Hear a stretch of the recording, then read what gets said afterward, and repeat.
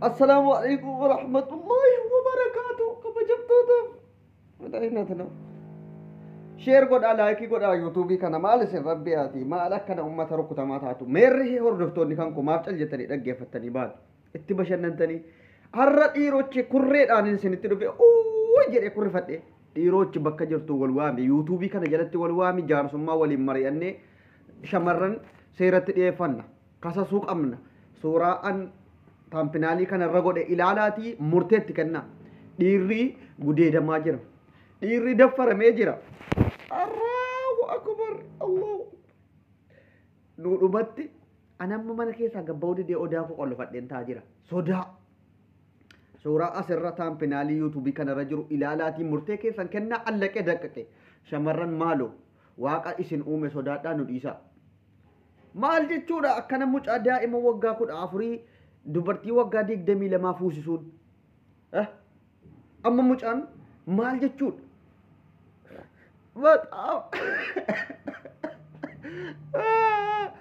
garuu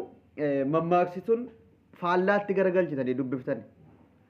dubartiiniif xuwween xiqqoon qabdu kan jedhu Dr. Abduseen mammaaksa jabaa tokko waggaa 27 dura yeroo biyya Chaayinaatti baratu mammaaki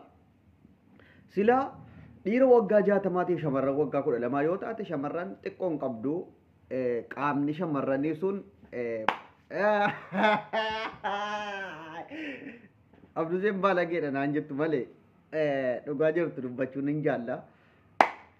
shamarran waggaa 12 haa ta'u waggaa 20 haa taatu dhiirri garuu waggaa 60-70 yoo ta'e wajjiniin jiraachuu irratti rakkoo wayii hin qabu qaamni shamarranii mabruuk wallaahi rabbiin umurii isaanii of dheeressuu bara achiin bahee doktorri sheekonni kan akka Abdusee kan akka Jawaar Muhammad achuma keessaan gabbaate qaama bareedduu xiqqoo sana keessaa garuu hundaa dandeessuu koo jedhee hundaa dandeessuutti moggaafneerra maqaatii yookiin maal jennee moggaasnaafi kanaaf shamarraniif xuwween yookiin kan marqaatti tolchan sun xiqqoo hin qabdu jennee kurfan har'a garuu dubbiin faallaa ta'e dhiirrinii fi xuwween yookiin maaltu qaaraan xiqqoo hin qabduun jala qabame jechuudha maaliifi dhiironni baay'een addunyaa kana irratti kaan mana hidhaatti dhumanii jiru kaan sababa hiyyummaatiin fuudha baqatanii jiru kaan utuu suusii adda addaatiin qabamanii ta'anuu fuudha baqatanii jiru kaan utuu kubbaa taphatanuu achi keessatti caccabanii intini jedhanii jiru kaan lola wuttidirinnaa yookiin waraana ta'anii waraana keessatti dhumanii jiru addunyaa kanarraa dhiirri waan harka 100 keessaa harka 20 ofitti galeef shamarran baay'inaan kaffi waan jedhaniif dhiironni waggaa 12 siichi isinii dhumatte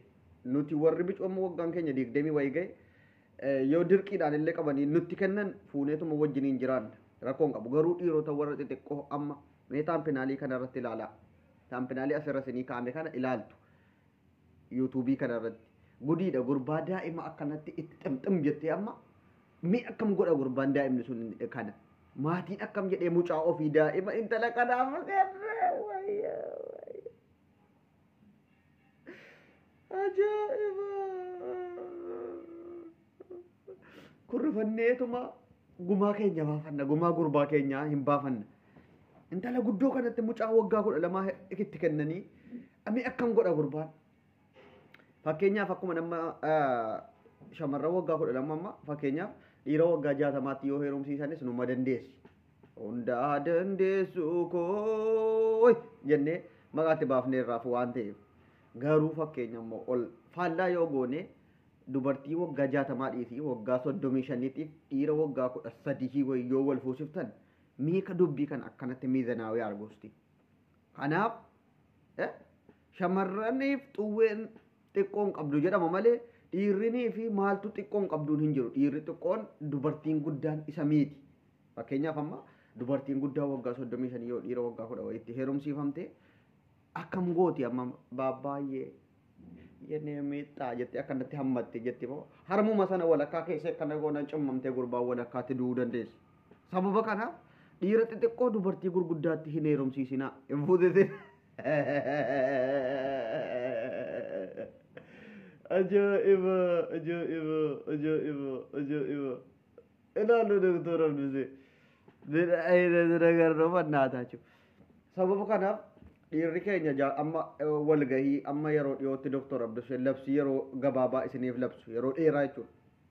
Akka dhiirri keenya sabiyyummaadhaan kana booda dirqiidhaan hin heerumsiifamne maal jechuudha isaa. Dhiirri keenya dhiirri xixiqqoo waggaa heeruma yeroo malee kan jedhamu jira biyyatti kan baratamu heeruma yeroo malee maaloo minaamin kan jedhamu amma immoo dhiirotaaf barumsi kun barsiifamuu qaba dhiirota fuudha yeroo malee irraa hadhaabbatu dubartoonni gurguddaan dhiirota xixiqqoo fuudhanii akkana harma walakkaa kaanii walitti gac godhanii aggaaca'uun hadhaabbatu jennee hiriira bahuu qabna daawon nu dirqiidhaan shamarran gurguddaatti nu fuusisu daawon maal jechuun jedhe taa'ee danda'a. Maal jechuun wallahi dhugaa jirtu baay'ee yaaddoo guddaa keessa gallee jirra. Yaaddoo kana waliin mari'annee furuu qabna shamarran. Akkam gochuu qabna.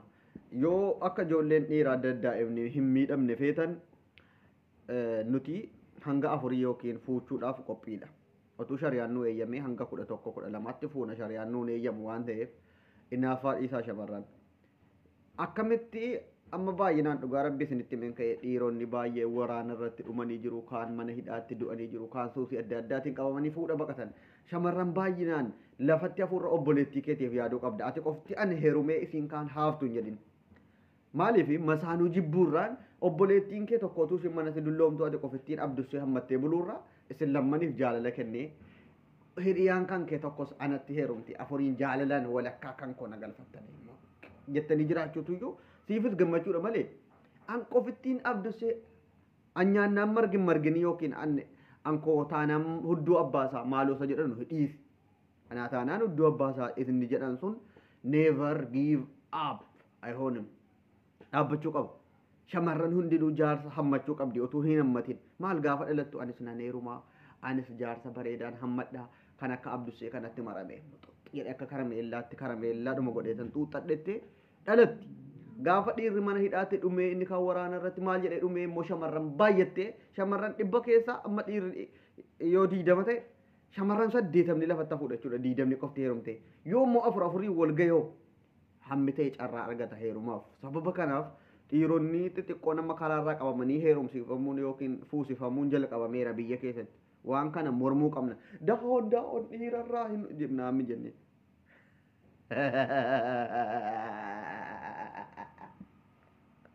kanaafuu viidiyoo kana laayik godhaa kolfaa bashannanaa shiir godhaa agarsi galatoomaa